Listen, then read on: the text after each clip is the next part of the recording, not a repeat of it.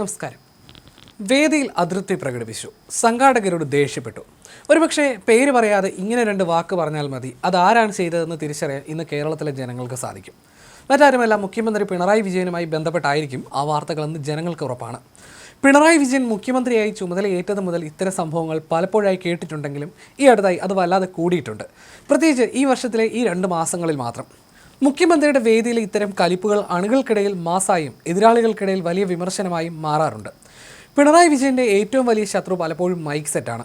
പ്രസംഗത്തിനിടെ mic കൂവുകയോ ശബ്ദത്തിൽ വ്യതിയാനം വരികയോ ചെയ്താൽ പോലും മുഖ്യമന്ത്രിയുടെ ഭാവം മാറും.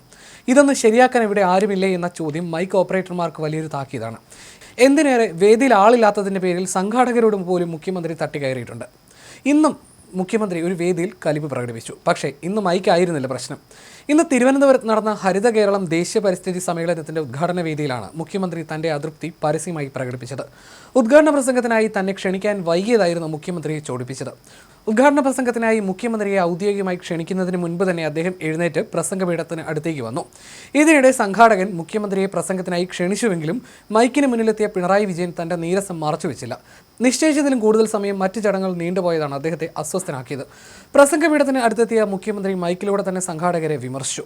വിളിക്കേണ്ടവർക്ക് എന്തോ താമസമുള്ളതുപോലെ, അതുകൊണ്ടാണ് ഞാൻ ഇങ്ങോട്ട് വന്നത് എന്നായിരുന്നു മൈക്കിലൂടെയുള്ള അദ്ദേഹത്തിൻ്റെ പ്രതികരണം. മുഖ്യമന്ത്രിയുടെ ഈ കമൻറ്റ് കേട്ട് സദസ്സിലുള്ളവർ ചിരിച്ചെങ്കിലും അദ്ദേഹത്തിൻ്റെ മുഖത്ത് ഗൗരവം തന്നെയായിരുന്നു. ഇതാദ്യമായിട്ടല്ല മുഖ്യമന്ത്രി ഇത്തരത്തിൽ പരസ്യമായി അതൃപ്തി പ്രകടിപ്പിക്കുന്നത്. മൈക്കിൻ്റെ ശബ്ദ വ്യതിയാനവും സദസ്സിലെ ബഹളവുമെല്ലാം മുൻപും അദ്ദേഹത്തെ പ്രകോപിപ്പിച്ചിട്ടുണ്ട്. കഴിഞ്ഞ വ്യാഴാഴ്ചയും മുഖ്യമന്ത്രി സംസാരിക്കുന്നതിനിടെ മൈക്ക് തകരാറിലായിരുന്നു. കണ്ണൂർ ധർമ്മശാലയിൽ നടന്ന തദ്ദേശ ദിനാചരണ സമാപന ചടങ്ങിനിടയിലായിരുന്നു ഈ സംഭവം. തടസ്സം നേരിട്ടതോടെ ഞാനുണ്ടാകുമ്പോൾ മൈക്ക് കളിക്കുന്ന കളിയാണെന്ന് മുഖ്യമന്ത്രി അന്ന് തമാശ രൂപേണ പ്രതികരിക്കുകയായിരുന്നു. പ്രസംഗിച്ചു തുടങ്ങിയപ്പോൾ തന്നെ മൈക്കിൽ നിന്ന് ശബ്ദം ഉയരാൻ തുടങ്ങി. ഇതോടെ പ്രസംഗം നിർത്തി. വീണ്ടും പ്രസംഗം ആരംഭിച്ചപ്പോഴും ശബ്ദമുയർന്നു. ഇതോടെയാണ് മൈക്കിൻ്റെ തകരാറിനെക്കുറിച്ച് മുഖ്യമന്ത്രി അന്ന് സരസമായി പറഞ്ഞത്. മുൻപ് മുഖ്യമന്ത്രി പ്രസംഗിക്കുന്നതിനിടെ മൈക്ക് തകരാറിലായത് മൂലം അദ്ദേഹം പ്രകോപിതനായിരുന്നു. എന്നാൽ അന്ന് സരസമായിട്ടായിരുന്നു അദ്ദേഹം പ്രതികരിച്ചിരുന്നത്. ഇതുകൂടാതെ ഈ മാസം തുടക്കത്തിലും സമാനമായ ഇതുപോലൊരു സംഭവം ഉണ്ടായിരുന്നു. CPM-ന്റെ കൊല്ലം പുനലൂർ ഏരിയ കമ്മിറ്റി ഓഫീസിനായി നിർമ്മിച്ച പുതിയ കെട്ടിടമായ VS ഭവന്റെ ഉദ്ഘാടന ചടങ്ങിനിടെയായിരുന്നു ഈ സംഭവം. മുഖ്യമന്ത്രി ഉദ്ഘാടന പ്രസംഗം തുടങ്ങിയപ്പോൾ തന്നെ മൈക്കിന്റെ തകരാർ ശ്രദ്ധയിൽപ്പെട്ടു. ശബ്ദം മുഴുവനായി കേൾക്കുന്നില്ലെന്നും സംസാരിക്കുന്നതിൽ ബുദ്ധിമുട്ട് നേരിടുന്നുണ്ടെന്നും മുഖ്യമന്ത്രി പറഞ്ഞു. മൈക്കുകാരൻ എന്ന് പറയുമ്പോൾ കാരൻ എന്ന് മാത്രമേ കേൾക്കുന്നുള്ളൂവെന്നും മൈക്ക് എന്നത് കേൾക്കുന്നില്ലെന്നുമായിരുന്നു അന്ന് മുഖ്യമന്ത്രി ചൂണ്ടിക്കാട്ടിയത്. ഉടൻ തന്നെ മൈക്ക് ഓപ്പറേറ്റർ വേദിയിലെത്തി ഇത് പരിശോധിച്ചു. പിന്നീട് മൈക്ക് മാറ്റിയ ശേഷമായിരുന്നു മുഖ്യമന്ത്രി പ്രസംഗം തുടർന്നത്.